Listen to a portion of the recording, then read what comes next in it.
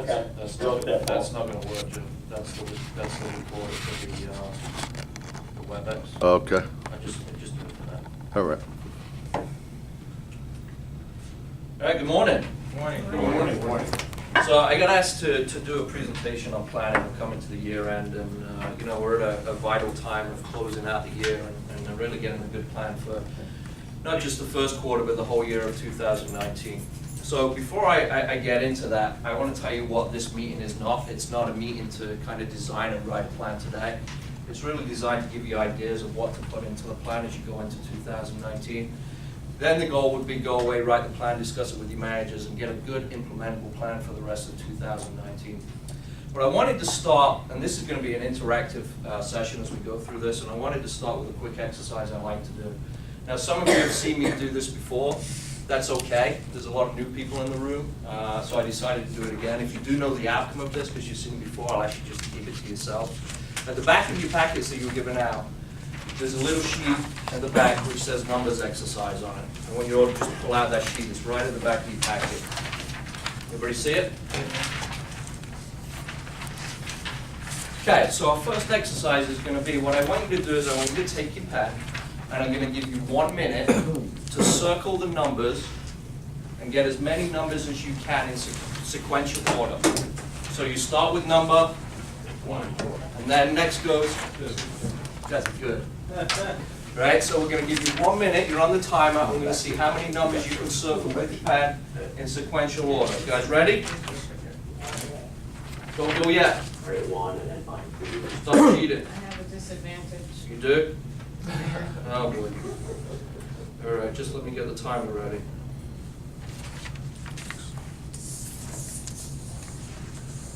Three, 2, 1, go.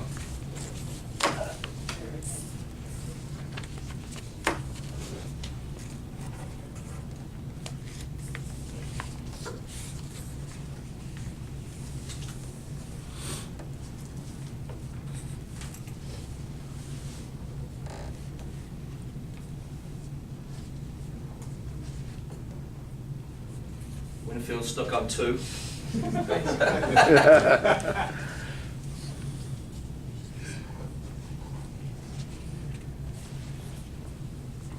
Attaboy, now we're up to 4.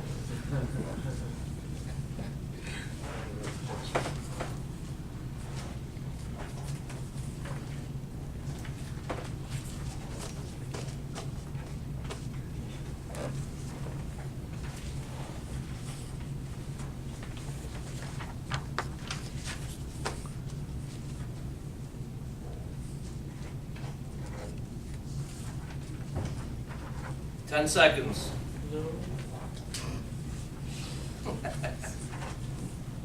And stop. Okay, shout them out. What's the highest number we got to? 14. 14? 21. 21? 21. 21? 24. No disadvantage there at all, huh? 23? Brick, down a brick. How do we go in brick? 25.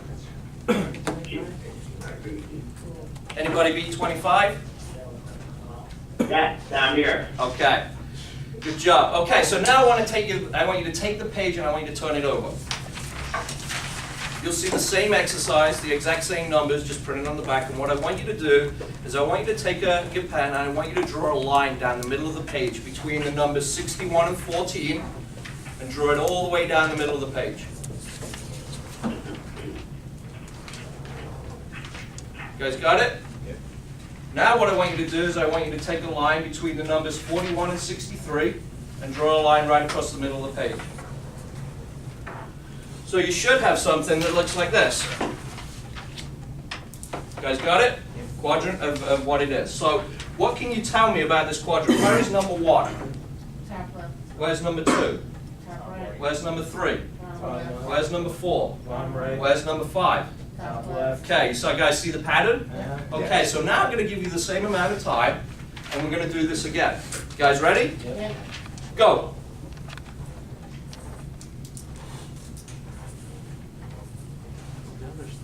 It's not a race.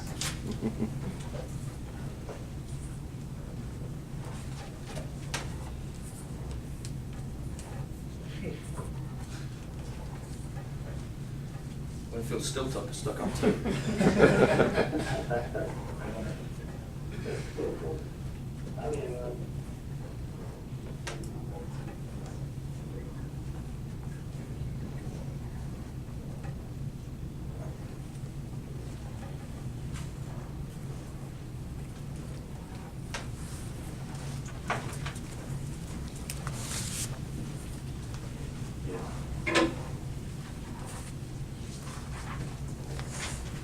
Five seconds. And stop. Okay, what do we get this time? Shout them out. 29. 29? 36. 34. 34? How about in brick? 36. 36. 36, okay. So it's fair to say the second time around we got better results, right? Why is that? Because those gonna work a lot. patterns. Say that again? There was a pattern. Pattern and a plan, what else? Go It's cut ahead. up into 4 pieces, it's not as big of a chunk. Okay, so we broke it down, right? What else? Looking at smaller things. We narrowed the focus, what else? We know where to look, right? So this is all part of the plan, but the real answer is you're cheated. But anyway, I will tell you, you all got better results, but I will also tell you, you did that in 30 seconds, not a minute. That's what I thought. So you got a lot better results in a lot less time in just by having the plan and having a strategy of going into it. So that's what this is all about today. It's about having a plan and a strategy as you lead into 2019, as you lead into the first quarter, to really make it the best year that you've ever had in the business. And when I talk about planning meetings, this is one of the trainings and one of the meetings I love to do the most, because everything starts at an enterprise level in this room, and in brick, and at every room in an agency, because it all starts with you. Everybody sitting in here, you are all part of our plan. As a leadership team, as a management, as an agency, you are all our plan as we go through it. Now, as an agency, we're part of the territory's plan. As a territory, we're part of the enterprise's plan. So if you look at the way it drips up to everything that we do, it all begins with you guys, and this is why it becomes important. You're the most important people that there is in the agency, in the enterprise, because you drive the results for not only yourself, the agency, the territory, and then the enterprise. So it's very important in what it is that we do. So when we come to think of it, there's 4 questions I want to help you answer today as you create your plan of these 4 questions. Where do I want to take my business? Where are you right now? How are you going to get there? And how you know if you're succeeding or not. And if I can help you answer those questions, it's going to make you, give you the ability to be able to really write a plan that's executable as you go through 2019. So let's start with number 1. Where do I want to take my business? A beautiful thing happens on January 1st of every single year, regardless of whether you had the best year ever or the worst year ever. We all start at 0. Right? You guys are big Winfield, you've been around a while, right? When the clock ticks, when the calendar turns, everybody starts at 0. It's a fresh start for us to look at our goals, where we want to be, what production level we want to have. The problem with that is when we create a plan for the whole year, and we say, okay, for 2019, I want to do $120,000 of production, and these are just numbers, guys. I'm making it up as we go along, as Susan says, I'm making it up. These are just rough numbers. You've got to plug your numbers into these. But typically what planning does, it says, I'm going to have the whole of 2019, and my goal is 120,000 GDR. What that creates for us is the illusion of time. So what happens is, if we've got a goal and we've got a whole year to hit it, it doesn't create any urgency for us to get there. All of a sudden, we're through February, and we're like, I still got time. So what we're going to do on a forward basis going with the agency is we're going to break this down into sections. We're going to have quarterly planning meetings. So what a quarterly planning meeting does, it allows you to adjust every single quarter for your annual plan. So if I wanted to do $120,000 of production for the year, if I were to straight line that for a quarter, that would mean I would do $30,000 per quarter, right? Right. But what if the first quarter is really bad and I do 10,000? Now we've got to adjust for the next quarter, right? But if we're only planning for a year, the necessity and the urgency to put that into the next quarter's plan is not there. So we're going to have this meeting or a similar time meeting every single quarter to be able to help you adjust, rewrite your plan, and change the goal of where it would be. Inversely, what happens if I blow it out the first quarter and I have a $50,000 first quarter? Raise your goal. Maybe we want to raise the goal. Maybe things are going better. Maybe we want to adjust it. So breaking it down, who said it? Anvar said it, right? When we did the numbers grid, we broke it down into sections, right? When we break it down into sections, it makes it more manageable as we go through it. So right now, you're at a position where not only are you planning for the 2019, but you're also planning, more importantly, for the first quarter of 2019. And the beauty of a plan is the simplicity of it that lets you adjust it as you go through the quarters.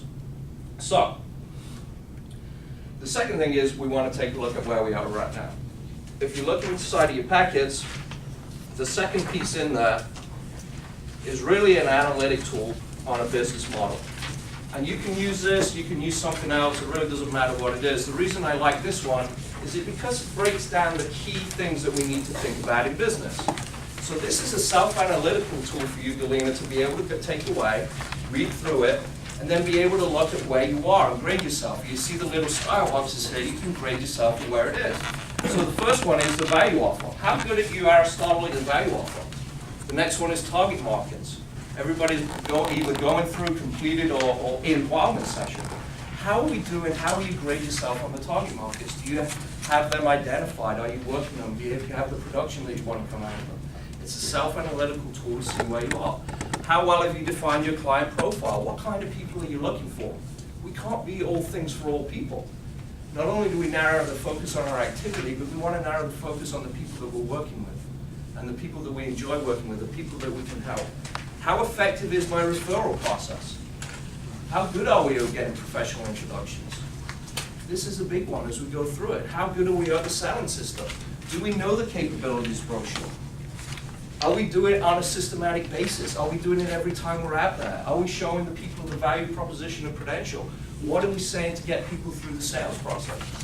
How are we doing in team support? How are we doing in technology? Are we using Client Link the way we should be using it? This is a great little tool for you to be able to really do a self-evaluation of where you are and the key components that make up not only production, but make up the key parts of running your practice.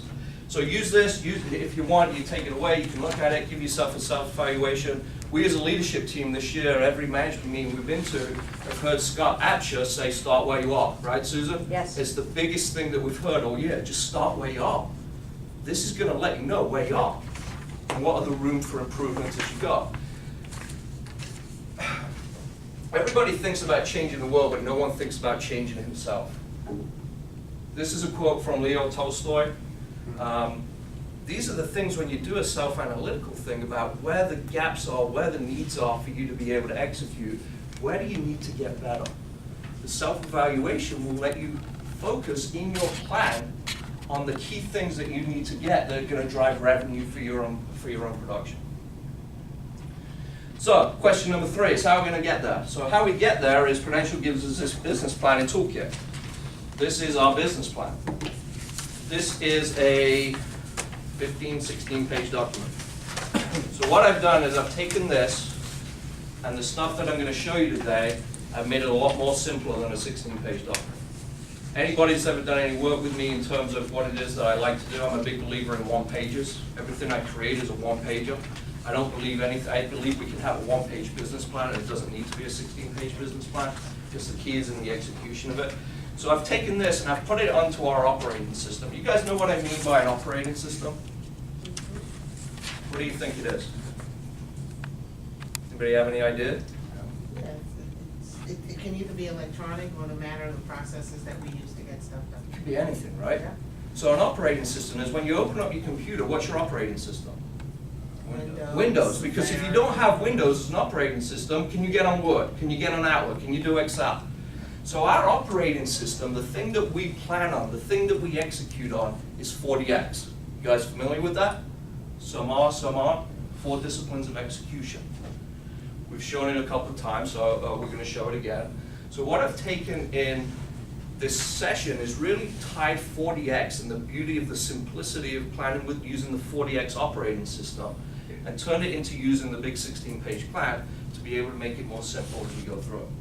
Tolstoy also says there is no greatness without simplicity, goodness, and truth are absent.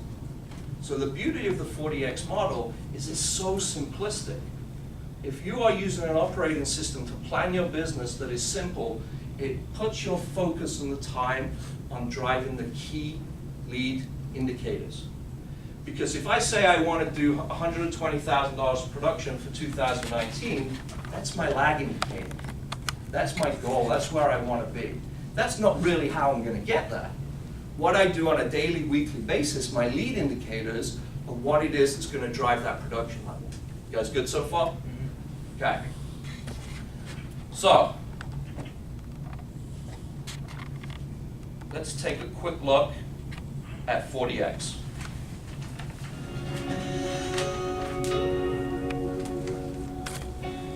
The 4 disciplines of execution are designed to create a winnable game. They give you the power to execute your most important goals in the face of competing priorities and distractions. The disciplines are powerful yet simple. They are not, however, simplistic. They can be tricky to apply and sustain because they require us to work differently than we normally do. Discipline 1 is focus on the wildly important. It requires you to focus on less in order to accomplish more. You start by selecting one wildly important goal, or WIG, instead of trying to work on a dozen goals all at once. We're not suggesting you ignore the work necessary to maintain your operation. We are suggesting you narrow your focus to work on what you want to significantly improve. Most intelligent, ambitious people don't want to do less, especially if it means saying no to good ideas. They're wired to do more, but there are always more good ideas than there is capacity to execute.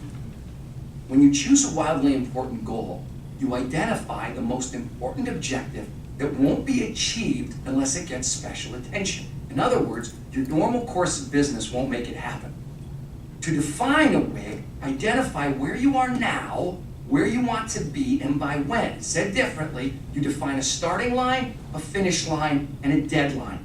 Psychologically, it's very important to have a single measure of success. This is the discipline of focus, and it's the first step to creating a winnable game. Discipline 2 is act on the lead measures. No matter what you're trying to achieve, your success will be based on 2 kinds of measures, lag and lead. Lag measures track the success of your wildly important goal. Lags are measures you spend time losing sleep over, right? Revenue, profit, quality, customer satisfaction. They're called lags because by the time you see them, the performance that drove them has already passed. You can't do anything to fix them. They're history. In contrast, lead measures track the critical activities that drive or lead to the lag measure. They predict the success of the lag measure and are influenced directly by the team. A common example of a lag measure is weight loss. Which activities or lead measures will lead to weight loss, right? Diet and exercise. Proper diet and exercise predict the success of weight loss and their activities we can directly influence. Now, simple enough, but be careful. Even the smartest people fall into the trap of fixating on a lag measure they can't directly influence.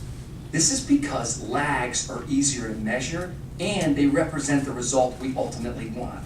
Think of a lead measure as a lever that moves your wildly important goal. Discipline 3 is keeping a compelling scoreboard. People play differently when they are keeping score. If you tout this, watch a group of teenagers playing basketball. See how the game changes the minute scorekeeping begins. It's not a subtle change. The lag and lead measures won't have much meaning to the team unless they can see the progress in real time.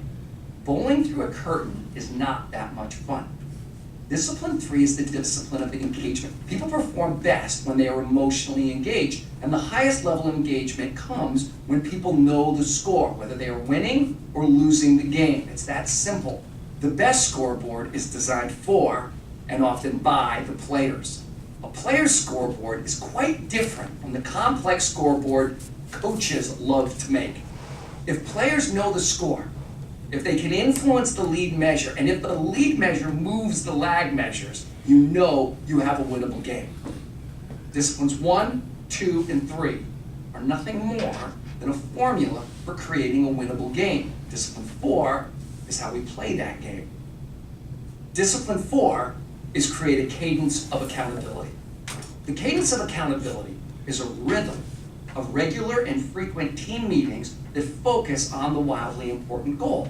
These meetings happen weekly, sometimes daily, Ideally, they last no more than 20 minutes.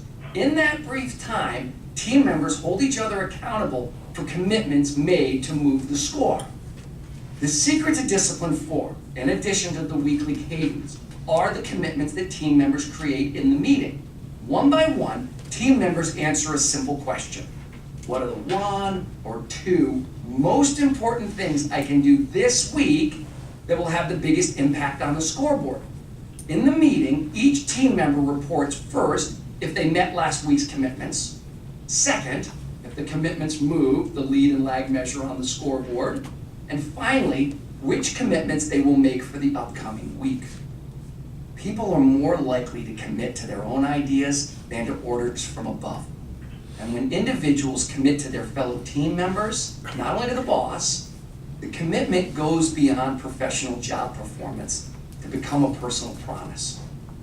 When the team sees they are having a direct impact on the wildly important goal, they know they are winning.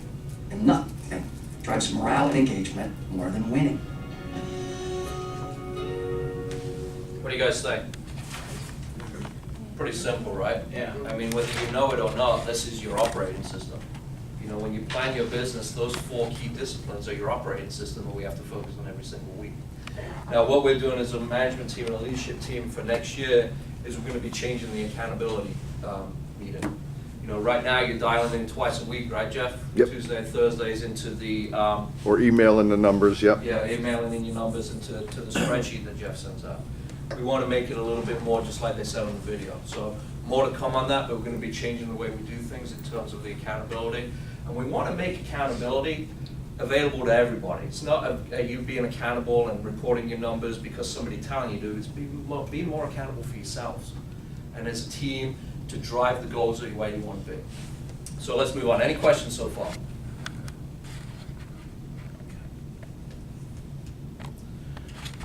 First part of what it is you need to look at when you create a plan is you want to take a look at what your vision is. You'll see in your package there's another little piece in there, sort of a 3-page piece. Again, you can use it, you can use something different. I really don't mind what it is. But I like this piece because it talks about outlining what your visions are, what your vision and your goal is for the next long-term vision and your personal 3-year vision. So this is just really an easy format of a worksheet for you to be able to think about what it is that you want to be, where you want to be this year, where you want to be 3 years from now, on a business level and on a personal level as you go through. So if you have something you use in Create Visions, use that. If you don't, this is a great piece to be able to use it. There's something in the business planning toolkit that talks about vision as well. This is so simple that you can put it all on 1 or 2 pages as you go through it. Your vision needs to be strong enough for you to compel to do the hardest things that you do every single day, and that's those lead indicators that move the dial on the lag indicators. So the vision is why we sit here. Because everybody's sitting here, and at one point somebody has said to either myself, Maddie, Susan, Rich, or Mike, that this is what I'm going to do to put my stake in the ground and say this is what I do for a living. We get so tied up in helping people with their own finances, what we forget is this is what we've chosen to do for our own financial independence. And our own family's financial independence, and what we want to achieve. This is the stake in the ground that we put. So the vision that you want to create as a business person, as a person in general, whether it's professional or personal, needs to be strong enough and compelling enough to drive the lead indicators as you want it is. So then you need to set goals around those visions. We talk about SMART goals. SMART goals are specific, measurable, achievable, realistic, and time-based. There's no such thing as a bad goal, it's just bad time. So if I want to say I want to do $120,000, you know, maybe I can't do it in the first quarter, but maybe I can do it through the whole of the year. Just make them more time-based and realistic due to the time. Some of the professional goals that you want to be thinking about as you go through this. What is your GDR goal? Where do you want to be income-wise? What does that look like to you? And again, this should be driven by the vision that you wanted to create. Because if you have income goals, what's the minimum? Where do you want to be? Because if you have a 1-year and a 3-year vision, you can see how much income you need to make and where you want to be. What kind of markets do you want to get into? Are you doing enough prospecting into your target markets? Who do you want to be working with? What professionals? What people do you want to be working with? Who do you enjoy working with most? What education do you want to take on? I would say to most of you, if you don't have it, the first part in my mind, the education is you should be looking at getting a Series 65. That should be in your plan. It's not just about all GDR and what it is that I want to create. It's a plan of what it is that we want to do to break it down and make it implementable. Getting a 65 will allow you to do business to create recurring revenue. Imagine you had a 5-year vision and a 3-year vision that says, hey, my income levels need to be at 100,000 this year, but in 3 years I want it to be at 250. If I have a 65 and I have $100,000 of recurring revenue, it means the gap is a lot less. So what education do you want to have? Do you have a lives goal? Do you want to do 50 lives a year? Do you want to do 100 lives a year? And then your personal goals. Usually it's really, I break it down into what do you want to have, what do you want to do, what do you want to be? What do you want to have, do, be, not have a do, be. It's funny, there's always somebody that really laughs loud on that one, and it's usually the guy that's had Older to do guy. it. But anyway, so these are the goals that you need to set. You need to be thinking about creating these goals and putting them into your plan. So what we need to do is we need to break it down. So if we're planning on doing a annual goal of $120,000 of the example that I gave over here, we need to look at where that money is going to come from, right? So it's too much to say, hey, for 2019, I'm going to do $120,000 of GDR.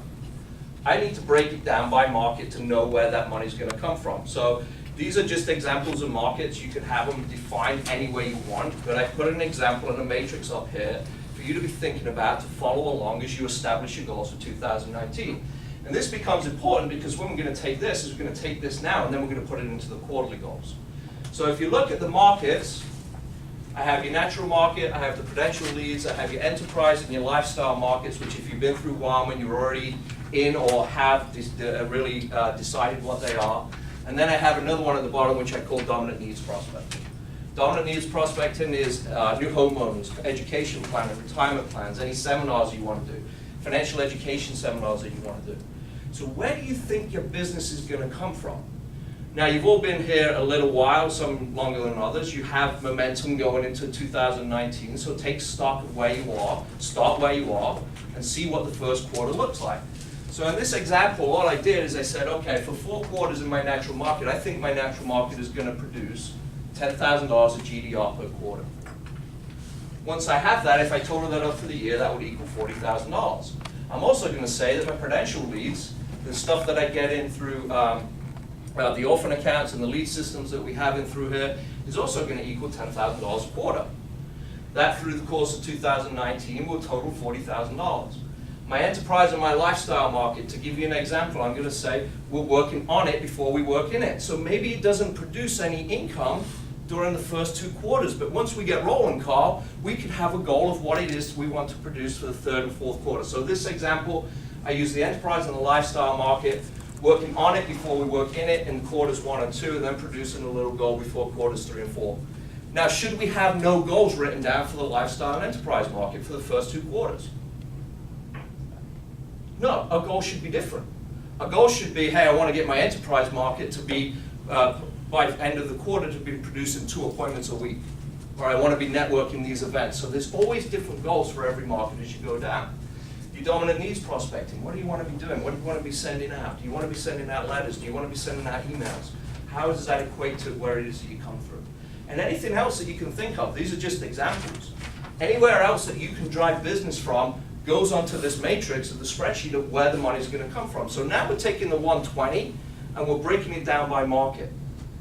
So if you have a vision that's compelling enough for you to be able to stick the stake in the ground to perform the lead indicators to move the lag, we're going to find out where they come from. So this is really, again, it comes back to starting where you are, doing an evaluation of what it is, and your momentum going into 2019. So what Prudential has everybody seen this? The Prudential's piece, the prospecting pyramid? This is a really nice piece.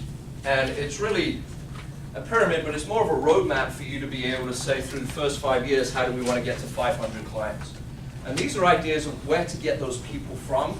And it's basically 100 lives a year or 100 clients a year for you to be able to achieve, by the end of 5 years, 500 clients. Because I will tell you something, once you hit 500 clients, your business plan changes. Why? Louder, Whitfield. Why? Go ahead, Carl. because it becomes less about prospecting and more about referrals. You from got it. existing people. You have this book of business that you can mine from. People will buy from you. Does anybody know what the average of one person will buy from you throughout your lifetime? 6 times. 12 times? 6. 5. People will buy from you 3 to 6 times throughout their lifetime. So you have these 500 people that are going to do a repeat business. If you have a client development model and you have a money commitment, every year they're going to be making more money and more income into the plan and putting more investment into the plan that you put together for them. It's what really drives your revenue. Prospecting changes when you have a book of business. It's referral based. It's looking after your clients. It's getting professional introductions. It really changes the way you format your business plan. So how do we get there? So I want to give you an example. And when you start planning and thinking about the plan that you're going to put together, I want you to start thinking about what I need to do consistently every single week. So Prudential says that we have this prospecting pyramid. Our goal is 100 lives or 100 clients a year. If that goes in the plan, I'm going to want to show you an example of how to get there. So if I had 100 our goal is 100 clients, I'm going to say throughout the year I have 50 weeks, right? I take a couple weeks off for vacation. Just follow along with the numbers on side of here. If that's 2 clients a week, that would equal my 100 clients. If I had an average case size, and for this example, I'm purely using life insurance. It can be any mix of business that you know you have. It could all go into the formula. It doesn't matter for the example. I'm just using life insurance. So I'm going to say my average is $100 monthly that I sell to those clients each week. If I did that to 2 people, my annual GDR of those 2 people every week would be $2,400. I times that by 50, I get to what? 20. That's my GDR goal. So now I've taken the year's goal and I've broken it down by not only by market, but how I'm going to do it through the clients. So what I want to show you is a matrix of difference, because we all know every client's not going to be $2,400 a week, right? Some are bigger, some are smaller, but the key really is consistency if we have a lives goal. So these 2 diamonds are what I call home runs. And when I say home runs, I call them home runs, Carl, because basically it's 4 times the average. So 4 times the average is $9,600.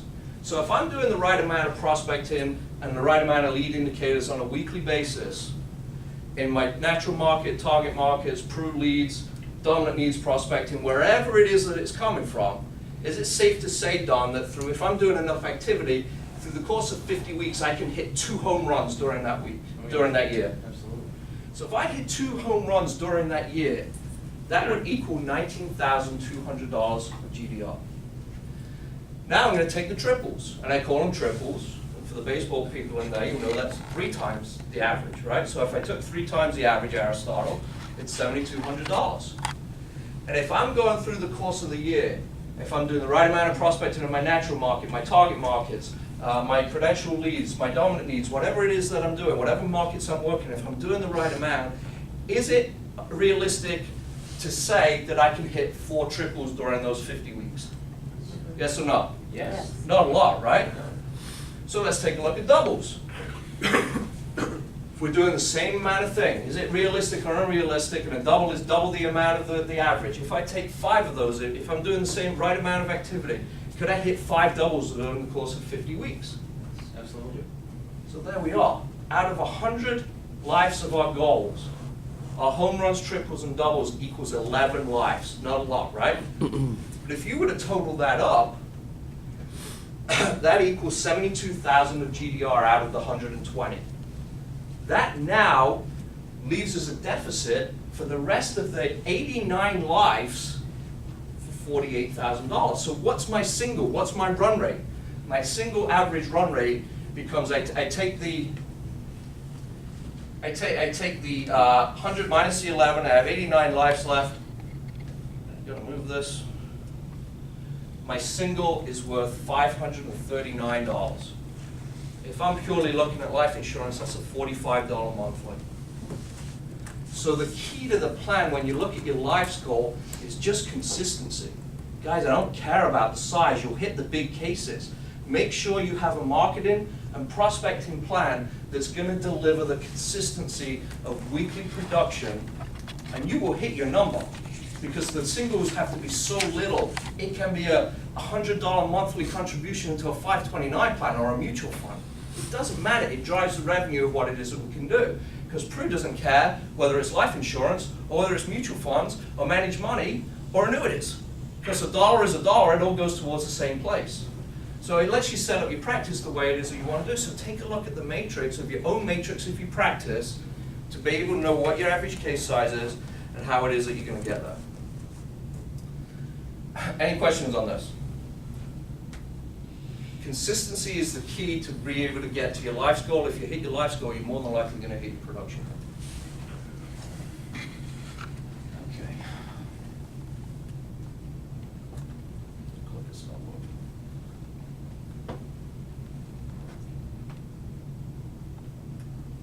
There we go. Okay. So now we've created where it's going to come from, what the life's goal looks like, what the GDR goal looks like. Now we have to create the sales matrix for each market. These sales matrix for each market then become our lead indicators that we're going to do and execute on a weekly basis for each market. When I talk about prospecting, our job as prospectors is relationship builders. We are professional relationship builders, and you guys have heard me talk about this a lot. In my mind, we have 3 different levels of relationship. A level 1 relationship is somebody that you have such a strong relationship with, Don, and you can say, hey, I've got a new position, I'm working Prudential, I'm an advisor, I want to come and show you what it is that I'm doing. The relationship is so strong, that person is going to say, what? Of course, come on over. I always say, you bring the pizza, I'll get the beer. It's that level, and you know inside what it is, that feeling of that relationship. A level 2 relationship is just somebody, if you said the same kind of script to, there'd be a 50% chance that they would say, not now, I work with somebody, or no. There's a 50% chance that they would say that. A level 3 is 75% chance or better that they say no to that same script. So our job as prospectors and marketers is to move the level of relationship. That's what we do. We move the level 3 to a level 2, we move the level 2 to a level 1. When they're a level 1, we ask for the appointment, and that's when we get the people to buy. That's when we get people to say, yes, I want to sit with you. That's when we're able to show more people what it is that we do. Now, in today's day and age, it becomes harder and harder. Cold calling doesn't work like it used to. By a show of hands, anybody want to be calling 1,000 cold calls a week? Used to do it, right? Used to make a ton of phone calls, right? A lot. A lot. How many? Like 400. 400 a week? Yeah. Yeah, when I started, we were making 200 a day. You know, but it worked. Out of the 200 a day, you could get 5-6 appointments. Now, you don't want to do it because mindset's changed and the innovation and invention of technology have changed the way we think. So we're now trying to cold call people. We're bad people because we're cold calling people. That's the way society views us. And by the way, your prospects and the people you want to be meeting with, Don, they don't want to be connected to that way. I'm in sales. I hung up on a salesperson yesterday who tried to cold call me. And I feel terrible. But it doesn't work. So we as prospectors, we've got to create the sales matrix of what it is that we can do in each market to move the levels of relationship. So I give you an example here, and it can be anything. It doesn't matter. This is my example of what it is. Let's say this is my enterprise market, and I want to create a sales matrix. So what I do is I start with a database. Everything starts with a working database of that market. So maybe I've got 500 people inside of that database in my enterprise market. I break it down into manageable segments.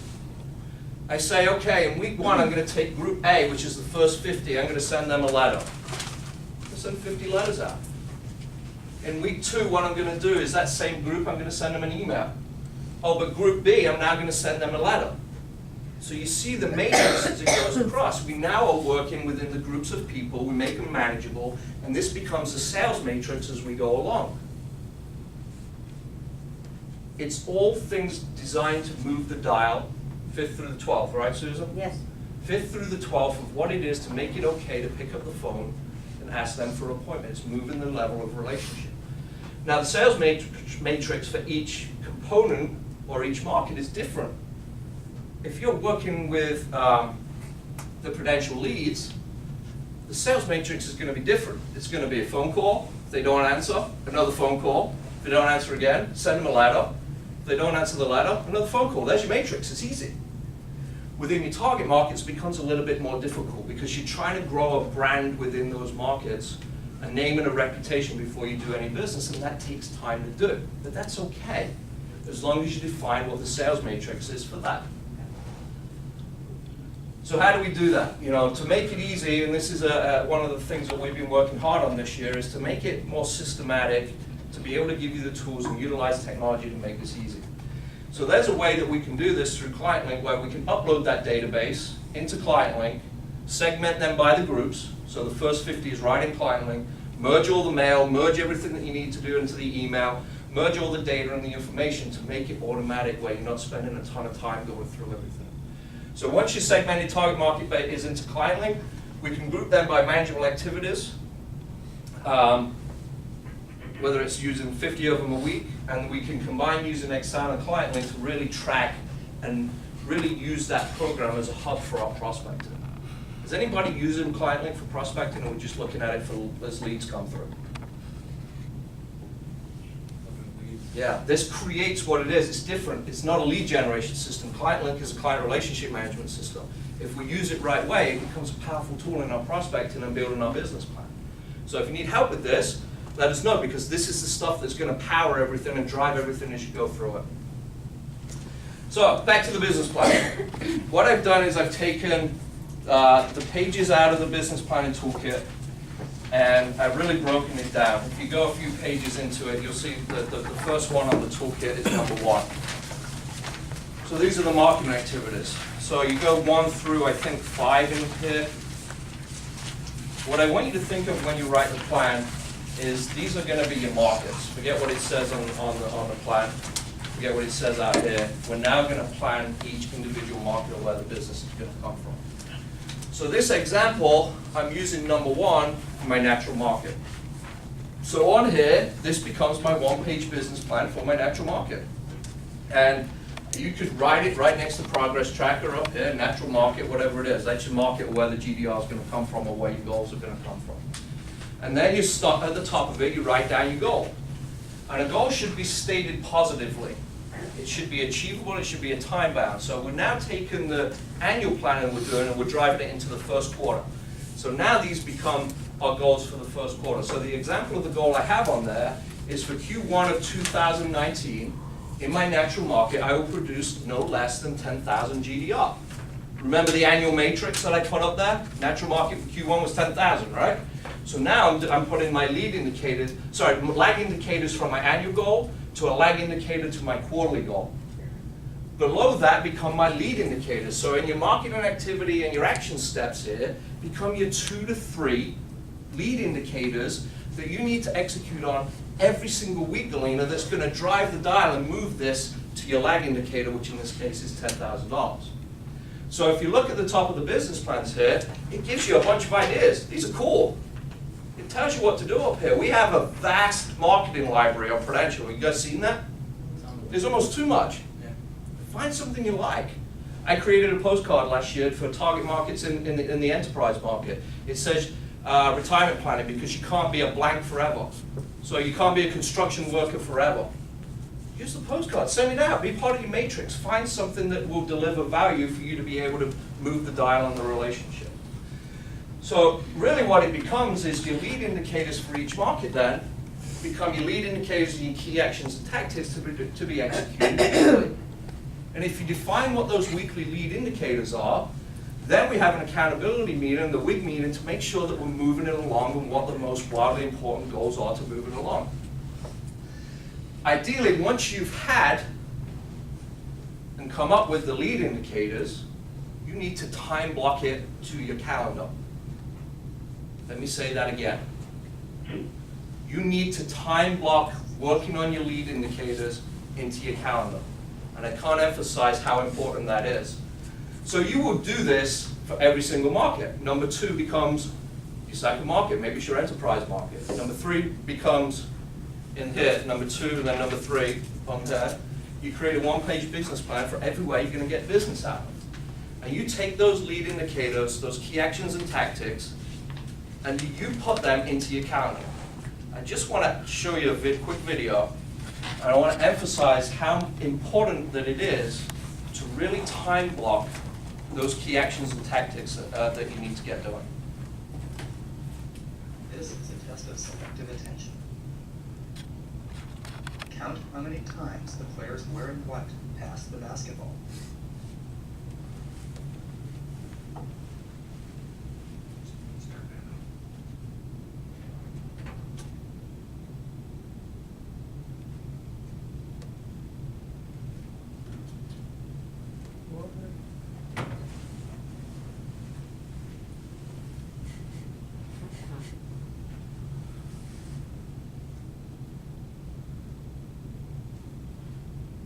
How many passes did you count?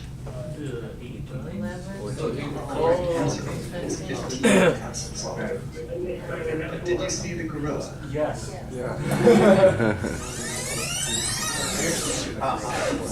Did anybody not see the gorilla? That's because you were paying selective attention. So, usually when we show this video, a lot of people This won't video is see from the researcher gorilla. Daniel Why? Simons Because and they're Professor Breen, and focused it's copyrighted. so much on the It count is of the available for passes. use in talks And no matter training what teaching happens, whether it's a DVDs gorilla and Discog walking through the productions. room, Learn more at the Invisible Gorilla. whether it's your cell phone going off, whether it's your email beeping, if you time block your lead activities into your calendar, and you are systematically doing that every single time that you go it, you will not lose focus. You will become selective attention. The human brain is an amazing thing if you don't let it get distracted. If you focus in on what it is that you're meant to do, you narrow the focus for that 1 or 2 hours onto that specific lead indicator for that market, you won't notice the gorilla coming in through the basketball passes. So it becomes really important that when you create your ideal calendar, you have to time block it and get through it as you go and focus on those and narrow the focus to what it is that you want it to do. So the fourth question is, when we get there, is how will I know I'm succeeded? Well, we already talked about we're changing up the accountability meetings to make those a little bit different as a group setting. Also with your meetings with your pets and your managers. These are accountability and how it is that we're working. Some of the stuff that I use, and use it or not, it doesn't really matter. Some of the things that I put together are just one pages to let you know, is it working? The first one in here, if you notice the report, the one page of the report on the target markets is in your packet. It's by the back. It's this page. I designed this as a measure for you guys. So how will I know that I'm winning? You know you're winning by the amount of activity that you're doing on a weekly basis. Are you hitting those lead indicator goals every week? Because if I'm working on it before I work in it, if I'm working in my targeted markets, there's going to be a lot of white snow on this page initially. But if you kept a track on this form every single week, you would see your momentum grow, you would see your markets grow, you would see your activity grow, and this becomes a look back of what I'm doing, where I'm doing it, and what I'm doing. So if you're looking for ideas of how to create the sales matrix, it's all here. How many target mails did I see? How many email campaigns did I send out? What are my targeted dials? What were my block call times? What were my networking events, association meetings? Who are my COIs? When am I meeting with them, and what idea am I taking to them? Who's my CPA, attorney, SBA meeting lender?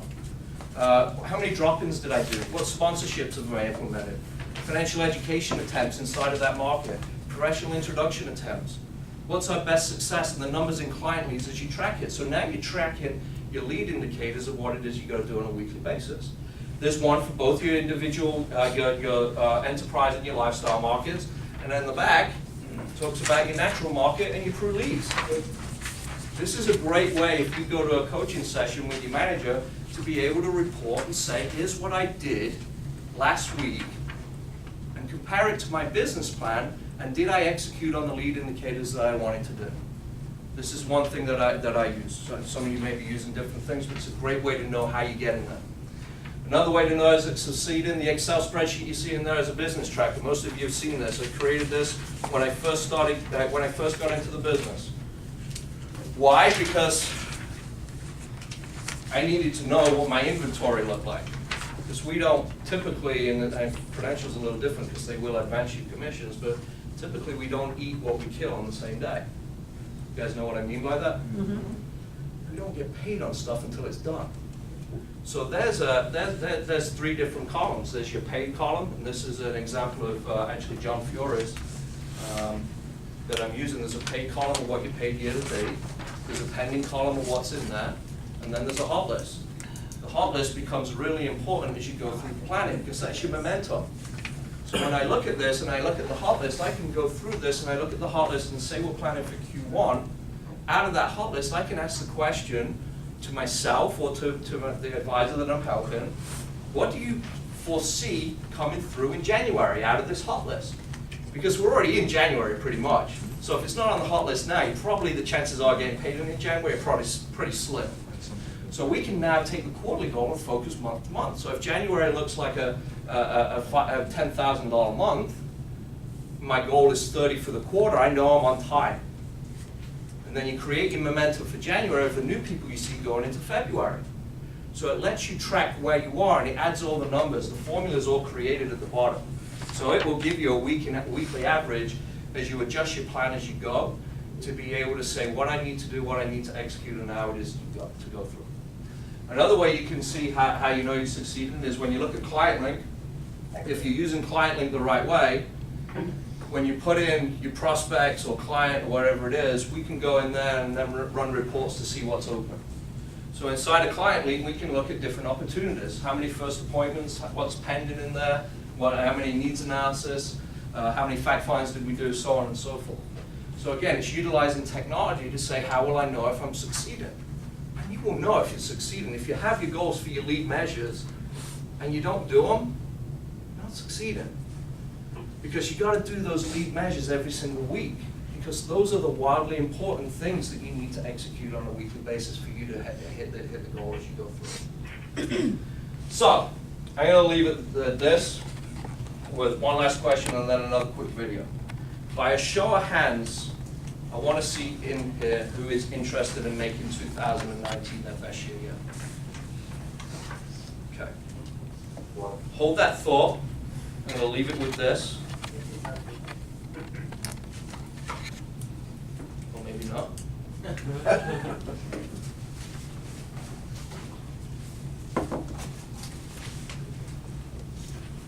So many years ago, when I was 19 years old, I had a meeting with a man that I'd never met before, that was introduced to me by my brother. And this man was very successful financially, with his family, as a philanthropist, as a businessman.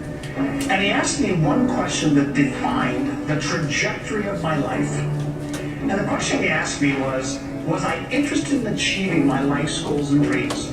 Or was I committed to achieving them? And he said if I was interested, I would do what's convenient, but if I was committed, I would do whatever it takes. And Mr. Allen Brown said to me, he says, John, he says, if you're interested, you'll do what's convenient. You'll believe your stories and excuses, and you'll continue to be a victim of your current reality and circumstances. You'll come up with all the reasons why you can't achieve those goals, and that's what you will be focused on for the rest of your life. He said the big difference is if you're committed, you'll start today to let go of your stories, your excuses, your reasons why you're achieving your certain results right now, and why you can't achieve any of those goals and dreams you wrote down on this piece of paper. So if you're committed, you'll upgrade your knowledge. If you're committed, you'll upgrade your skills. If you're committed, you'll come in every single day and figure out how you can achieve those goals, and why you must, versus why you can't and why you won't. And after he explained the difference between interest and commitment to me, I put my hand out and I shook his hand. I said, Mr. Brown, I'm committed. Now, I was scared shitless to say that I'm committed, because I had to let go of all of my reasons why I couldn't achieve my goals and dreams. And the very act of writing my goals and then saying to him and then to myself, making a commitment to myself to be committed, I started to achieve the financial and life goals and dreams that I wrote down on that piece of paper. And not only did I achieve every one of those, I way exceeded every single goal That's when my whole life changed. One commitment, one moment in my life. I said that I was committed to my financial and health and relationship and career and business and charitable goals and the travel goals and the health goals I had. I was committed to all my goals. He said, great. Well, the first action steps towards commitment is to develop a plan for how you're going to actually achieve those goals. So here's my question for you. Are you interested in achieving your financial and health and relationships and career and business goals, your travel goals, or are you committed? Now, if you're committed, here's what I'd like you to do. Take a sheet of paper and write down one goal for every area of your life. Health, wealth, relationships, career, business, charitable. And write down one goal and when you want to achieve it by. And then what I want you to do is write down 3 action steps that you can take towards achieving those goals. Write down what do you need to learn, what do you need to believe, what do you need to do. Take those things, put those right on your calendar with a time by which you are going to complete those things. And if you can do that for each one of your goals, if you can focus on the goal you want to achieve, 3 action items towards achieving those goals, and a specific timeline by when you're going to achieve it by, you are going to be the type of person that achieves your goals and dreams versus the person who hopes and prays and wishes that those goals and dreams become a reality. The person who achieves goals and dreams takes consistent daily, weekly, monthly actions towards those goals and dreams. And they don't allow their stories or their excuses or the reasons or circumstances to hold them back.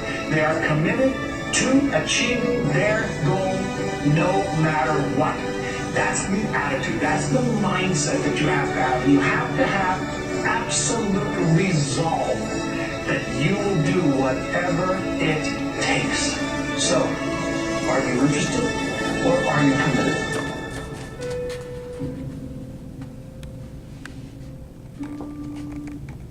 So, everybody raised their hands that they were interested. The real question is when you put all this together, by a show of hands, when we change one word in the same question, are you guys committed to achieving your goals and making 2019 your best year yet? Yes. Of course. One big word can make a big difference. So, with that, I'm done. I think the end goal, Susan, if you want to give timelines of when the plan should be done and everything like that. Any questions for me before I kind of get out of the way there? Was this helpful? Yes.